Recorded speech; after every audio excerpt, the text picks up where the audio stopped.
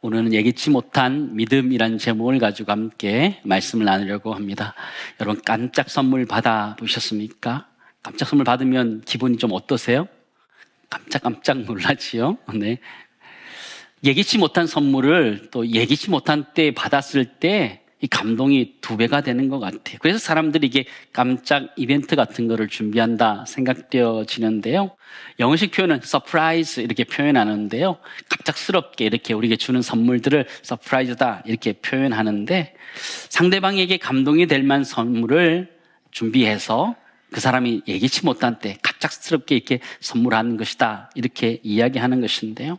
그 선물을 전하면서 서프라이즈 이렇게 이야기하는 것입니다. 그래서 요즘 보면 프로포즈도 보면 이렇게 깜짝 이벤트를 하는 경우들이 참 많이 있는 것 같아요. 왜 이렇게 깜짝 이벤트를 사람들이 좋아할까 생각해 보니까 사람들이 평상시에 별로 깜짝 놀랄 일이 별로 없는 거예요. 그래서 그때 깜짝 놀라면서 좋아하는 것, 그렇게 하면서 도파민이 돋게 하는 것, 그것이다 생각되어지는데, 요즘 사회를 보면 도파민 이야기가 굉장히 많이 나오고 있는데요. 도파민이 무엇인가 찾아보니까 중추신경계에서 발생하는 신경 전달 물질 중에 하나다. 알듯 말듯 하더라고요. 네. 그게 뭔지 자세히 보니까 쾌락이나 만족감, 동기를 느낄 수 있게 해주는 물질이다 이렇게 얘기하는데, 그게 나오면 사람 기분이 좋아지는 거죠. 좋아지는 거예요. 근데 과다하게 나오면 이게 충동을 억제하지 못하는 일들이 일어나서 중독에 빠지기도 한다 이렇게 얘기하고 있어요. 예를 들면 약물이나 도박이나 인터넷이나 게임이나 쇼핑이나 성이나 음식 같은 경우 끊기가 쉬워요, 어려워요? 쉽지 않아요. 게임도 그렇고 인터넷도 그리고 쇼핑도 그리고 성적인 것도 그리고 음식도 마찬가지고 자제하기가 좀 쉽지 않아요. 그러나 식단과 운동을 잘 겸하면 적정한 도파민이 분비되게 되는데, 그건 건강에 참 괜찮다 이렇게 이야기하고 있습니다. 저는 오늘 본문의 말씀을 준비하면서 하나님이 숨겨두신 선물, 우리의 도파민을 돋게 하는 하나님의 선물이 여기 숨겨져 있다는 것을 깨닫게 되었습니다. 왜냐하면 이 세상에 있었던 서기관과 바리새인들은 그동안 계속 실망적인 모습을 보여줬기 때문입니다. 하나님 그들에게 말씀도 가르쳐 주셨고 말씀을 전하게 하셨는데 전혀 잘못된 말씀을 가르쳤기 때문에 실망할 수밖에 없어서, 그러나 오늘 이 본문의 말씀은 이방인 백부장의 이야기를 하면서 하나님께서 우리들에게 서프라이즈, 하나님의 서프라이즈를 보여주는, 하나님의 선물을 보여주는 그런 장면이다 생각되어집니다. 함께 저와 함께 살펴보기를 원합니다. 우리 1절, 2절 말씀 보실까요? 예수께서 모든 말씀을 백성에게 들려주시기를 마치신 후에 가버나움으로 들어가시니라. 어떤 백부장의 사랑하는 종이 병들어 죽게 되었더니. 그죠? 누가는 이 백부장의 이야기가 지금에 있었던 평지, 산에서 내려와서 중턱에 있었던 평지에서 있었던 일이 아니라 가버나움에 들어오면서 있었던 일이다. 장소가 바뀌었다. 이런 이야기를 하고 있는 것이고요. 예수님의 가르침들이 끝나고 이 일들이 있었다. 이런 얘기를 하고 있는 것입니다. 1절을 지역하면 이렇게 되는데요. 예수께서 모든 말씀을 사람들의 어디에?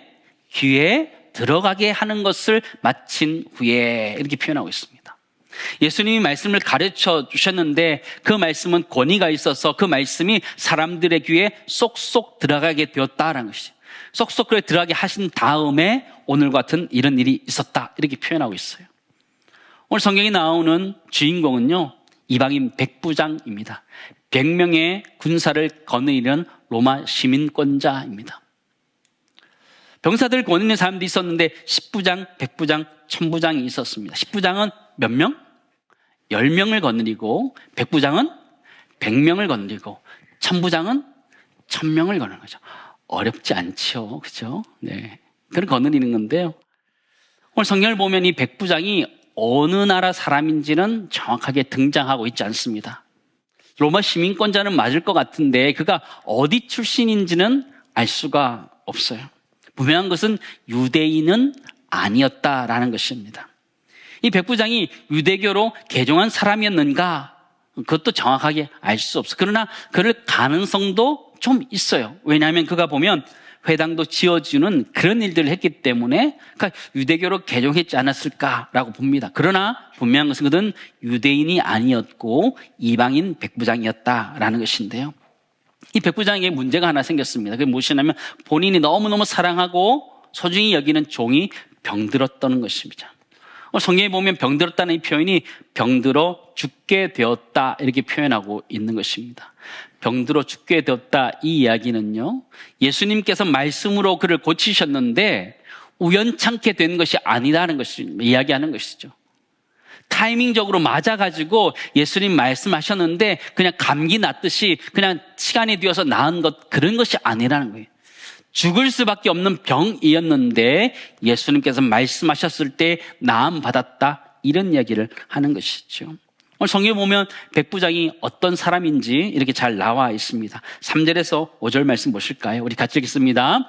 예수의 소문을 듣고 유대인의 장로 몇 사람을 예수께 보내어 오셔서 그 종을 구해 주시기를 청한지라. 이에 그들이 예수께 나와 간절히 구하여 이르되 이 사람에게 합당하니이다. 그가 우리 민족을 사랑하고 또한 우리를 위하여 회당을 지었나이다 하니. 그렇죠. 먼저 이 이방인 백부장은 종을 사랑하고 소중히 여기는 사람이었습니다. 여러분 아시는 것처럼 그 당시 종은요, 자신의 소유와 같은 것이었습니다. 종을 위하여서 주인이 간청한다 쉽지 않은 일인데 이 주인은 직접 나셔서 그것을 요청하고 있는 것을 보게 되죠. 굉장히 인격적으로 성숙한 사람이라는 것을 우리는 알게 됩니다. 또 그는 이방인 백부장으로서 유대인 장로와 친분이 있는 사람이었다라고 표현해 주고 있습니다. 로마 시민권자로 그가 우월하다, 이런 우월의식을 가지고 있는 사람이 아니라 유대인 장로와도 친분이 있는 그런 사람들, 정치적인 친분이 아니라 서로 이해하고 소통하며 마음을 나눈 그런 관계 속에서 좋은 관계를 가지고 있었던 사람이었다라는 것을 알게 되고요. 또 하나는 그가 유대민족을 사랑하고 유대민족을 위하여 회당을 지은 사람이다, 이렇게 표현해 주고 있어요. 이 세 가지를 제가 정리해 보았습니다. 이렇게 표현할 수 있을 것 같아요. 종을 사랑하는 인격적인 사람이었고, 또 하나는 유대 장로들과 좋은 관계를 맺었던 그런 관계의 사람이고, 또 하나는 유대 민족을 사랑하고 회당을 건축해 주었던 아주 헌신의 사람이었다. 백부장을 그렇게 표현할 수 있을 것 같습니다. 근데 오늘 성경을 보시면 누가는 유대인의 장로 이렇게 표현하고 있습니다. 여러분 원래 그냥 장로 이러면 다 알아듣는데 오늘 누가는 일부러 유대인의 장로 이렇게 표현하고 있습니다. 왜 그럴까요? 이 글을 읽는 사람들이 대부분 이방인들이기 때문에 그는 유대인의 장로라고 콕 집어서 이야기하는 거예요. 근데 유대인의 장로를 언급하면서 우리들이 가르쳐주는 몇 가지 메시지가 있어요. 그게 무엇이냐면 첫 번째는요, 유대인과 이방인이 어떻게 잘 지낼 수 있는지를 이 사건을 통해서 누가는 가르쳐주고 있는 거예요. 그죠? 두 번째는 유대인의 장로라는 표현을 통해서 자신과 독자가 이방인임을 슬쩍 이렇게 우리들에게 가르쳐주고 있는 거죠. 또 하나는 누가는 예수를 실제로 보지 않고서도 예수에 대한 믿음을 가질 수 있는 본보기를 지금 우리들에게 가르쳐주고 있다라는 것이죠. 그런 것 같지 않으세요? 그렇죠? 이방인 백부장이 예수님을 직접 만나지 않았음에도 불구하고 믿음을 가졌다라는 것은 그 당시 이방인들이 예수에 대한 이야기를 들었을 때 그들 가운데서도 믿음을 가질 수 있다, 그 얘기를 하는 것이죠. 이 이방인 백부장의 이야기는 사실 이방인들에게 하나님의 서프라이즈다, 이렇게 볼 수 있었던 것이죠. 이 누가는 이방인 백부장 사건을 통해 우리들에게 많은 얘기들을 하고 있는데요, 오늘 등장하는 이방인 백부장은 유대교 사람보다 훨씬 더 유대교 사람 같은 그런 사람이었어요. 보면 서기관과 바리새인보다 훨씬 더 나은 모습을 보이고 있는 사람이었습니다. 이 이방인 백부장이 부각되는 것은 그 당시 있던 유대인들이 찌그러지는 것을 보여주는 거예요. 서기관과 바리새인들은 그렇지 못했는데 이방인 백부장이 훨씬 더 뛰어나다, 이런 얘기를 하고 있는 거거든요. 이방인 백부장의 이야기는 양날의 검 같아요. 하나는 유대인 지도자들에게 책망하고 있는 거예요. 야, 이방인 백부장도 이 정도다, 이렇게 얘기하는 거예요. 그렇다면 이방인들에게는 뭘 얘기하는 거예요?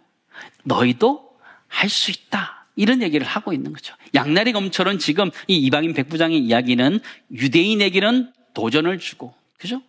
또한 이방인들에게 그들도 예수 그리스도를 믿을 수 있다라고 도전하고 있는 말씀이라는 것을 우리는 알게 되는데요.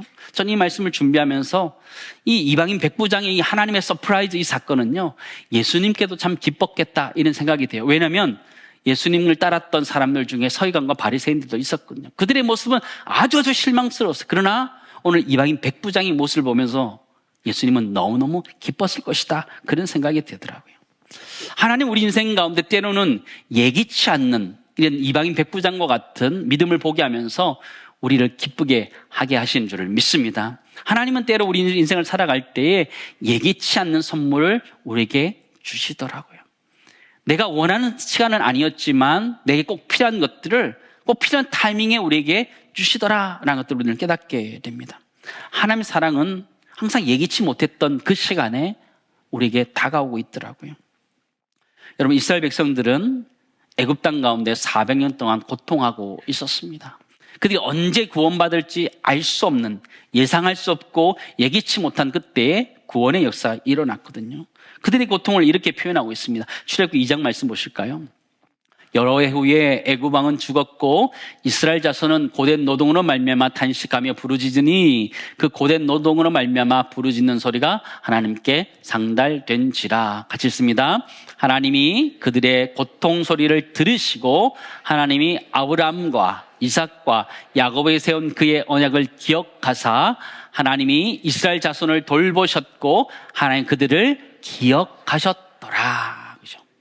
이스라엘 백성들이 400년 동안 애굽 땅에서 종살이하면서 고통스러웠어요. 하나님 구원이 언제 있을지 알지 못하는 그때에, 예기치 못한 그때에 하나님께서는 모세라는 사람을 보내주셔서 이스라엘 백성을 건져내신 줄을 믿습니다. 그렇다면 우리 인생도 마찬가지 아닐까요? 우리 인생도 때로는 예상치 못했을 그때에 하나님께서 예상치 못했던 선물을 우리에게 주시는 줄을 믿습니다. 하나님 그렇게 하신다는 것이죠. 하나님 우리 인생을 그렇게 일으켜 세우신다는 거예요. 여러분 인생 한번 돌아보시기 바랍니다. 여러분 다 계획한 대로 와서 살고 계신 거죠? 그런 사람 아무도 없습니다. 예상대로 됐다면 그죠? 우리 이 자리에 다 없을 것 같아요. 그죠? 하나님 은혜 가운데 예상치 못했던 그 타이밍에 우리가 하나님을 만나서 이 자리에 있지 않나, 그런 생각을 해보게 됩니다. 하나님 은혜는 우리 예상치 못했던 우리의 상황 속에서 우리에게 찾아오셔서 우리에게 전달되었던 것을 우리는 기억합니다. 그래서 하나님 우리의 인생을 이렇게 세워주셨던 것이죠. 우리 첫 번째 이렇게 하나 정리할 수 있을 것 같습니다. 하나님은 예기치 못한 은혜로 우리 인생을 어떻게 하신다고요? 일으켜 세우신다. 그렇죠. 하나님 우리 인생 그렇게 세우셨어요. 내 생각대로 된 것은 아니지만 내가 전혀 예상치 못했던 하나님 은혜가 그때 나에게 주어져서 지금까지 살게 하셨고 지금까지 은혜로 이끌어 주신 줄을 믿습니다. 그 예기치 못한 하나님의 은혜가 우리에게 있는 거예요. 사랑하는 성도 여러분, 우리에게 있는 예기치 못한 가장 큰 은혜는 무엇일까요? 그건 바로 예수 그리스도예요. 예수 그리스도를 믿는 것, 그거 내 마음대로 되지 않아요.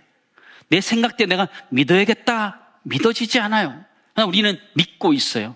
하나님의 은혜고 예기치 못한 기적과 같은 일이라는 것이죠. 고린도전서 12장 3절 보면 이렇게 고백합니다. 또 성령으로 아니하거든 누구든지 예수를 주시라 할 수 없느니라. 그죠? 우리에게 성령을 주셔서 예수 그리스도를 믿게 하셨다라고 말씀하시는 거죠. 우리 인생 가운데 가장 큰 예기치 못한 선물은 예수 그리스도인 줄 믿습니다. 그리고 그분이 지금 우리와 함께 하고 계시고 우리 인생을 이끌어가고 계시다는 걸 기억하면서 예기치 못한 하나님의 은혜를 기대하며 사는 은혜가 우리 모두의 있기를 간절히 소망합니다. 하나님 은혜가 예기치 못한 때에 우리에게 임할 것입니다. 코로나 팬데믹 때 사진을 한 장 보여드리려고 하는데 이게 뭔지 한번 살펴보시기 바랍니다. 저게 뭘까요? 네, 드라이브 스루 선별 진료소라는 것입니다. 여러분 드라이브 스루가 뭔지 아시죠? 스타벅스나 맥도날드 데 가면요, 차에서 내리지 않고 바로 주문하고 결제하고 받아서 가는, 그걸 드라이브 스루다 이렇게 이야기하는데요. 저희 동네도 있습니다. 종암동에도 보면 그죠? 맥도날드 DT점이 있는데요. 저도 가끔 갑니다. 가서 얼마나 편한지 모릅니다. 가서 주문하고 내리지 않아도 다 주문해서 나올 수 있기 때문에 굉장히 편한데요. 근데 이 코로나 팬데믹 시대에 우리나라는 한 발도 앞서갔어요. 전 세계에서 처음으로 드라이브스루 선별 진료소를 설치했습니다. 제가 깜짝 놀랐습니다. 정말 대단한 민족인 것 같아요. 그렇죠? 우리 민족은 뭔가 할 것 같아요. 우리 민족은 뭔가 할 것 같아요. 전 세계 사람들이 깜짝 놀랐는데요. 차에서 내리지 않고, 그죠? 신청하고, 검사하고, 나오는 이런 일들을 했었는데, 감염 위험도 떨어뜨리고, 신속하게 되었던 일들을 우리는 경험했습니다. 시대가 점점 바뀌고 있는데요. 온라인이 대중화되어 가면서 진료 방식도 조금씩 바뀌어가지 않을까 생각되어지는데, 요즘 지금 부각되고 있는 것이 있다면 그거는 비대면 진료인 것 같아요. 비대면 진료. 여러분, 큰 병원 갔다 오는 거 쉽지요? 쉽기는 왜 쉬워요? 하나도 쉽지 않아요. 지방에서 사시는 분들은요, 큰 병을 한번 왔다 가려면요, 최소 이틀 걸려요. 올라와야 되지요. 시간 맞춰 가야 되죠. 한 이틀은 걸리는 것 같아요. 우리 정도 서울에 살기 때문에 잠깐 가서 진료받고 오죠. 그래도 한낮을 다 걸리는 것이 진료되는 건데요. 가면 의사를 오래 만나시죠? 얼마나 만나요? 한 3분? 5분? 그리고 만나고 돌아오면 어떨 때 허탈해요. 이걸 하자고 이렇게 고생하면서 왔나 이런 생각이 좀 들기도 하죠. 그죠? 그럼 비대면 진료가 좀 활성화됐으면 좋겠다 이런 생각도 하는데요. 그러나 치료에 있어서 사실 비대면 자체가 사실 방법은 아니다라는 생각을 해보게 됩니다. 해야 되는 부분이 있지만 사람이 얼굴과 얼굴을 대하면서 진료해야 되는 중요한 의미들이 있어요. 왜냐하면 사람은 굉장히 아주 감정이 있는 동물이기 때문에 다르기 때문에 직접 만나서 진료해야 된다 이런 생각이 되게 되는데요. 비대면의 시대에 사실 대면하는 것 자체가 굉장히 중요하고 의미가 있다라는 것들을 우리 보게 되는데요. 비대면 진료에 대한 이야기를 하는 건데 저는 오늘 신약 성경에서 비대면 진료를 보게 되었습니다. 이방인 백부장의 요청이었습니다. 6절 7절 말씀 보실까요? 예수께서 함께 가실새 유대인 장로들과 함께 가시는 겁니다. 이에 그 집이 멀지 아니하여 백부장이 벗들을 보내어 이르되 주여 수고하시지 마옵소서 내 집에 들어오심을 나는 감당하지 못하겠나이다. 같이 했습니다. 그러므로 내가 주께 나아가기도 감당하지 못할 줄을 알았나이다. 말씀만 하사 내 하인을 낫게 하소서. 그죠?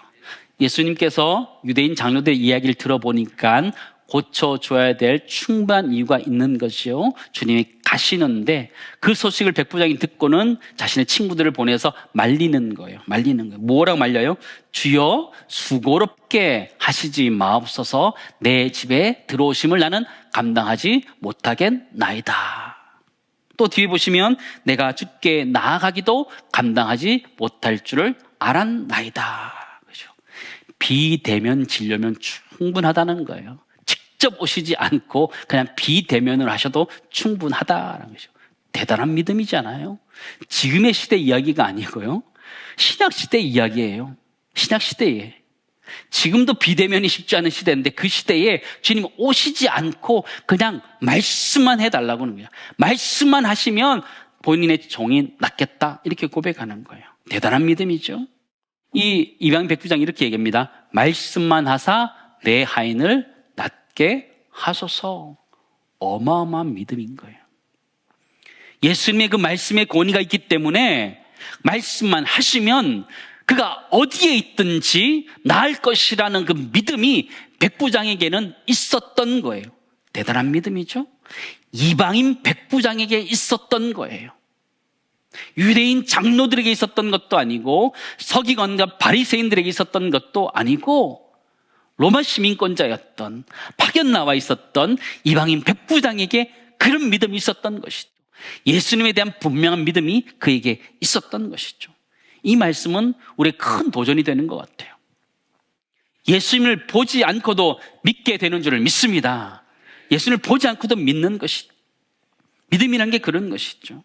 이 백부장은 자신이 군인이기 때문에 충분히 안다 이렇게 표현하고 있어요. 8절 말씀 보실까요? 나도 남의 수하에 든 사람이요 내 아래에도 병사가 있으니 이더러 가라 하면 가고 저더러 오라 하면 오고 내 정도로 이것을 하라 하면 하나이다. 그렇죠? 영적인 질서 안에서 위에서 선포하고 이야기하면 되어진다라는 것을 알고 있는 사람이는 백부장이기 때문에 병사들의 이야기하면 하라 하면 하더라는 것이죠. 말씀의 권위가 있는 예수 그리스도, 인생의 주인 되신 그분, 하나님 되신 그분이 나 말씀하시면 낫게 된다, 그는 믿었던 것을 보게 되죠. 대단한 믿음이라는 것을 우리는 기억해야 됩니다. 말씀만 하사 내 하인을 낫게 하소서, 그거로 충분하다는 것이죠. 직접 예수 그리스도를 보지 못한 자도 예수 그리스도를 믿을 수 있다는 것을 이 이방인 백부장의 사건을 통해 우리에게도 말씀해 주고 있고, 이 책을 읽는 이방인들에게도 도전하고 있는 것이죠. 하나님의 서프라이즈 같은 그런 이야기들이라 생각되어집니다. 요한복음 20장에 보면요, 예수님을 직접 보았던 제자들의 이야기가 기록되어져 있습니다. 특별히 예수님 부활하신 다음에 12제자에게 보여주었습니다. 그때 빠졌던 사람이 하나 있었습니다. 누굴까요? 도마였습니다. 도마는 자신의 눈으로 똑똑히 봐야지만 믿겠다, 이렇게 이야기했어요. 자기의 손가락을 예수님의 손에 넣어봐야겠다, 자신의 손을 예수님의 옆구리에 넣어봐야지 믿겠다, 이렇게는 팩트만 믿겠다, 이렇게 내가 봐야지, 내가 직접 봐야지 믿겠다, 이렇게 그는 선포하였습니다. 아마 예수님이 그 이야기를 들으셨던 것 같아요. 다시 도마에게 찾아갑니다. 27절 말씀 보시죠. 도마에게 이르시되 내 손가락을 이리로 내밀어 내 손을 보고 내 손을 내밀어 내 옆구리에 넣어보라. 그리하여 믿음 없는 자가 되지 말고 믿는 자가 되라. 믿음 없는 자가 되지 말고 믿는 자가 되라 말씀하셨어요. 그러면서 예수님께서 한 마디 더 말씀해 주셨어요. 29절 말씀 보실까요? 가시겠습니다. 예수께서 이르시되 너는 나를 본고로 믿느냐? 보지 못하고 믿는 자들은 복되도다 하시니라. 아멘. 우리 신앙이라는 것, 믿음이라는 것은 눈으로 봄으로 말미암아 믿어지는 게 아니라는 거예요. 보지 못하고 믿는 자가 복되다 말씀하고 있는 것이죠. 우리 믿음이 눈으로 보면 믿는다 생각해요. 그러나 그렇지 않다라는 것이죠. 이스라엘 역사를 보아도 마찬가지예요. 여러분, 출애굽을 할 때 이스라엘 백성들, 하나님이 애굽 땅 가운데 10가지 재앙을 보내는 것을 다 지켜보았던 사람이에요. 홍해를 직접 건너는 것들을 보았던 사람이에요. 하나님에서 만나와 메추라기가 내리는 것도 직접 보고 경험했던 사람이에요. 그러나 그들에게 믿음이 없었어요. 시시때때로 하나님의 불평불만했던 것이 그들이었어요. 금송아지 우상을 만들고 이것이 자신들을 애굽에서 인도해낸 하나님이다, 그렇게 이야기했던 사람들, 믿음이 없었던 것이죠. 믿음이란 것은 눈으로 봄으로 생긴 것이 아니라는 것이죠. 믿음이란 것은 내 마음에 하나님 말씀이 들려짐으로 말미암아 생기게 되는 줄을 믿습니다. 로마서 10장 말씀 보실까요? 그러므로 믿음은 들음에서 나며 들음은 그리스도의 말씀으로 말미암았느니라. 아멘. 사랑하는 성도 여러분, 여러분 예수님 보셨습니까? 예수님의 부활 보셨습니까? 우리는 본 적이 없습니다. 우리는 믿어요. 어떻게 믿게 되었죠? 우리는 보아서 믿는 것이 아니라 그 하나님의 말씀이 내 심령 가운데 들려졌을 때, 내 마음에게 들려졌을 때에 믿음이 생기게 된 줄을 믿습니다. 우리가 그 믿음을 가지고 살아가는 거예요. 오늘 이방인 백부장은 그 우리의 믿음을 도전하는 거예요. 하나님을 직접 보지 못했지만, 예수 그리스도를 직접 보지 못했지만 우리에게 그에 대한 믿음이 생길 수 있다라고 도전하고 있음을 우리 가르쳐주고 있는데, 사랑하는 성도 여러분, 우리들에게 이 백부장과 같은 믿음이 있기를 여러분 축원합니다. 두 번째 정리하면요, 이렇게 할 수 있을 것 같아요. 믿음은 눈으로 봄으로 생기는 것이 아니라 하나님의 말씀을 우리 마음의 귀로 들음으로 말미암아 생겨난다라는 것을 정리할 수 있을 것 같아요. 사랑하는 성도 여러분, 하나님 놀라운 기적을 보아야지만 믿느냐? 아니요. 하나님 말씀이 우리 마음속에 심겨지면 우리가 믿게 되는 줄을 믿습니다. 하나님 오늘 그것을 이 이방인 백부장을 통해서 우리들에게 서프라이즈 가르쳐 주시는 거예요. 예수님이 굉장히 놀라셨던 것 같아요. 이 백부장의 믿음을 보면서 너무너무 놀라셨던 것 같아요. 9절에 보니까요, 이렇게 기록되어 있어요. 예수께서 들으시고 그를 놀랍게 여겨 돌이키사, 이렇게 표현하고 있어요. 너무너무 놀라시고는 그 다음에 사람들 딱 쳐다본 거예요. 무리들을 쳐다보고는 이렇게 얘기하는 거예요. 이만한 믿음을 보지 못했다, 이야기하는 거예요.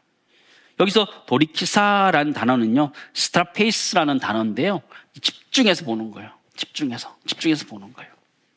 예수님께서 너무너무 놀라신 다음에 그 놀라움을 우리에게 딱 가르쳐 주는 거예요. 이만한 믿음을 보지 못했다, 얘기하는 거예요.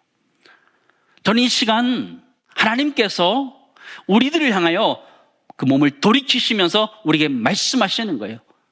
이만한 믿음을 보지 못했다 말하는 것이죠. 사랑하는 성도 여러분, 우리가 이 시대를 살아가면서 하나님의 서프라이즈가 되기를 주님은 축원합니다. 우리의 교회 공동체가 하나님의 서프라이즈가 되었으면 좋겠어요. 이 시대를 변화시키기 위하여 준비된 사람으로서 백부장 믿음과 같이 믿음을 가지고 선포하고 믿음을 가지고 나아가는 은혜가 우리 모두에 있기를 주님은 축원합니다. 하나님 우리들에게 이방인 백부장 믿음을 보여주면서 우리에게 도전하시는 거예요. 야, 이방인 백부장도 이만큼 한다, 이 정도다 얘기하는 것이죠. 우리의 신앙생활 20년, 30년, 50년, 60년 하셨다면 우리의 믿음은 더 큰 믿음이 되어야 될 줄을 믿습니다. 주님 우리에게 도전하고 계셔요. 사랑하는 성도 여러분, 우리는 예수 그리스도라는 하나님의 서프라이즈를 받아서 이 땅을 살아가는 사람들이고요, 하나님 이 세상을 감동시킬 수 있는 서프라이즈를 준비하기 원하셔요. 그게 누굴까요? 예수 그리스도, 그분을 담아내는 그릇, 우리 그리스도인들을 하나님의 서프라이즈다 말할 수 있어요. 사랑하는 성도 여러분, 우리가 하나님의 서프라이즈로 잘 준비되어서 이 사회와 이 교회 공동체와 한국교회를 섬길 수 있는 은혜가 우리 모두에 있기를 간절히 소망합니다.